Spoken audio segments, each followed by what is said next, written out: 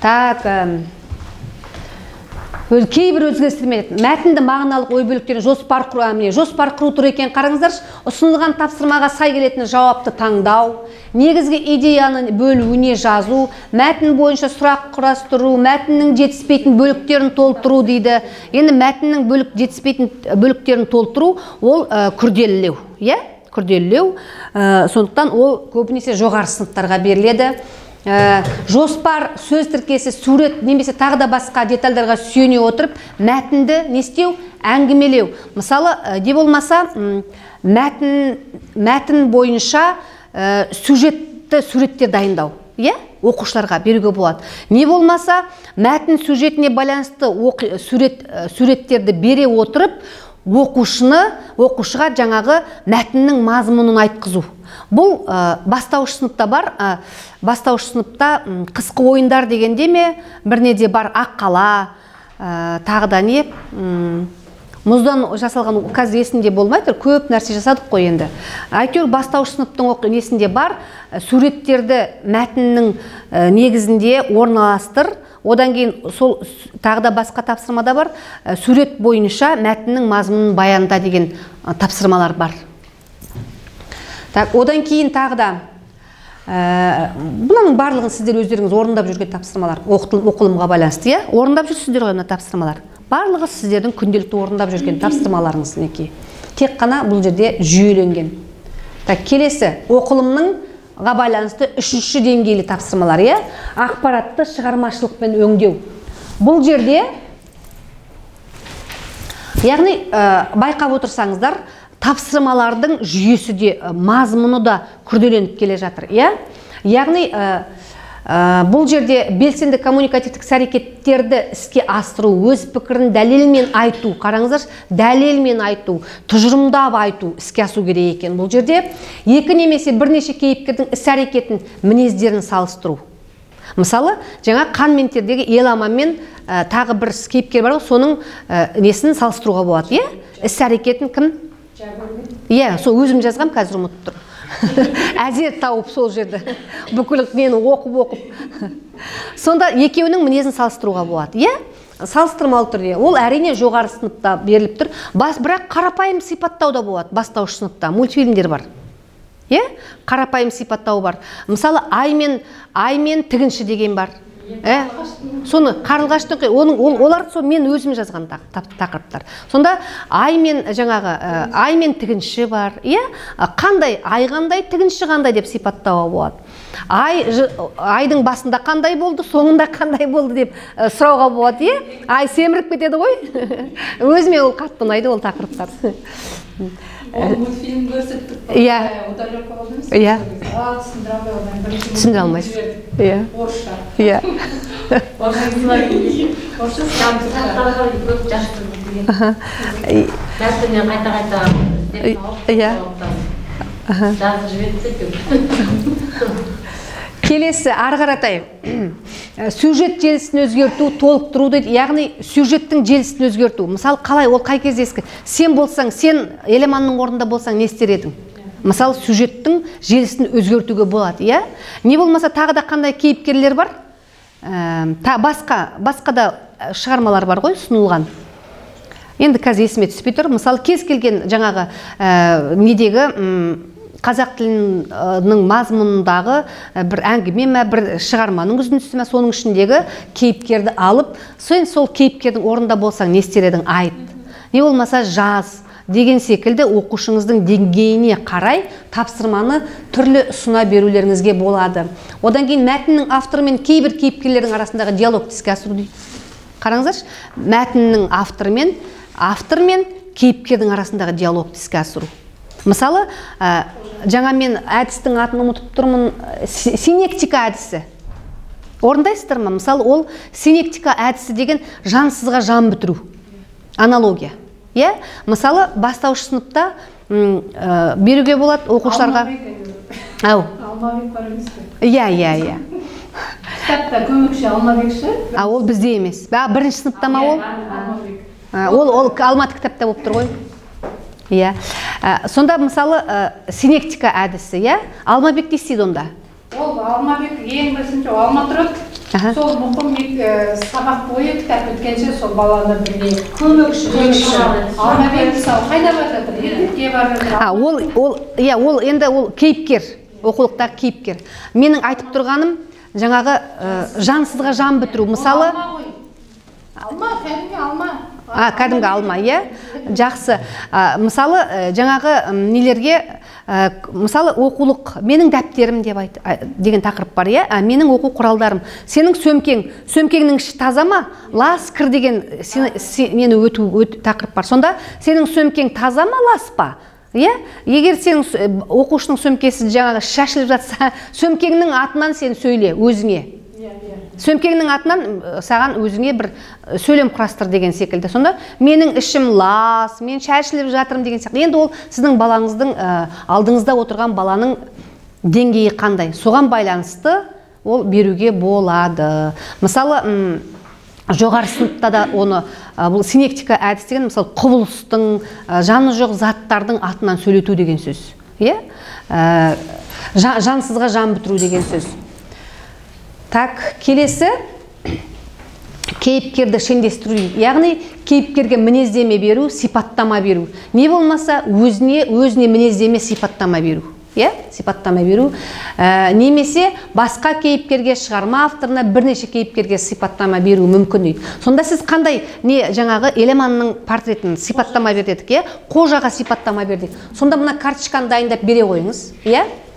Бұл кейіпкердің куәлігі деп аталады.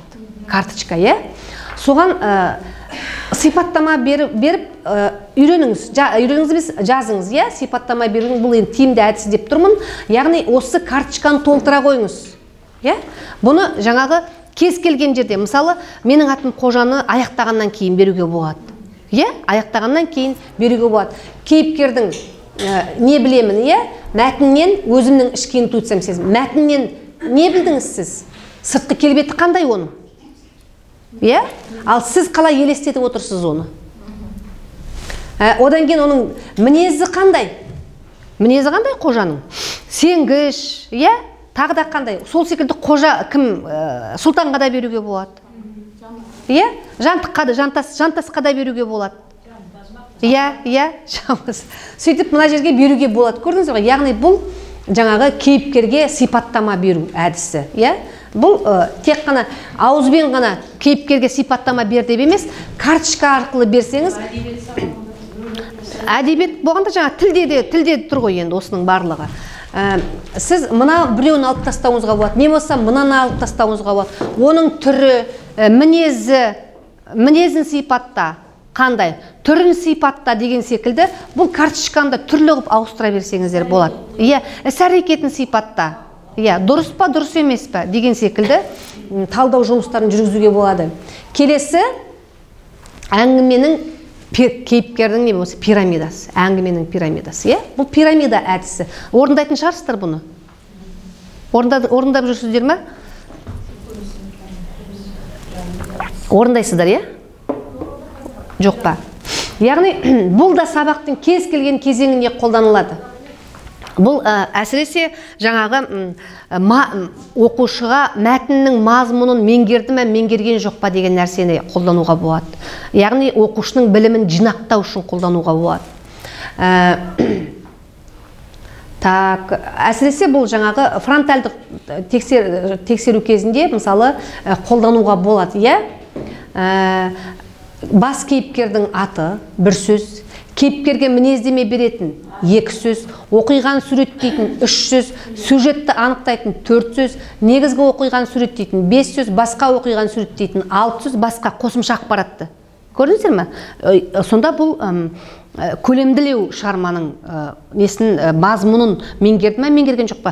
Қосымша ақпарат пен негізгі ақпаратты айырды ма, айырған жоқ па деген нәрсені анықтау үшін беруге болады.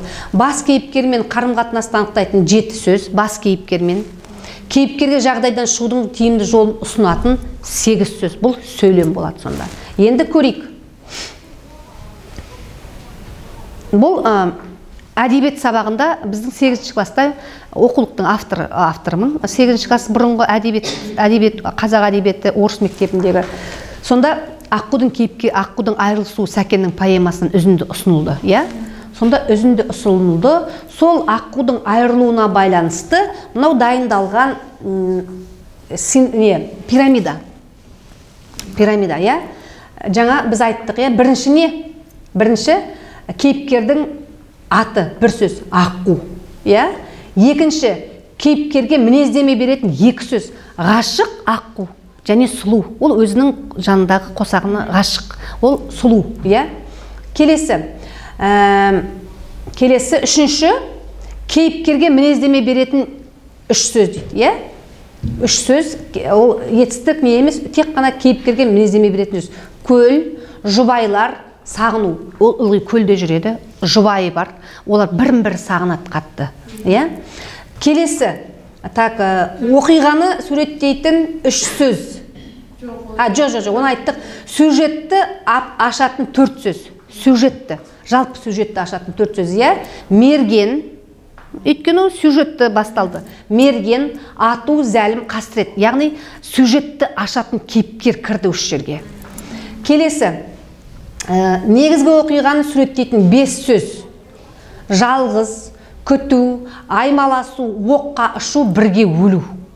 Оқиға желісімен беріліп тұрған, бұл жаңағы сюжетті оқиғаны ашатын бес сөз. Келесі, басқа оқиғаны суреттейтін алты сөз. Арқа, арқадағы, айнакөл, иә?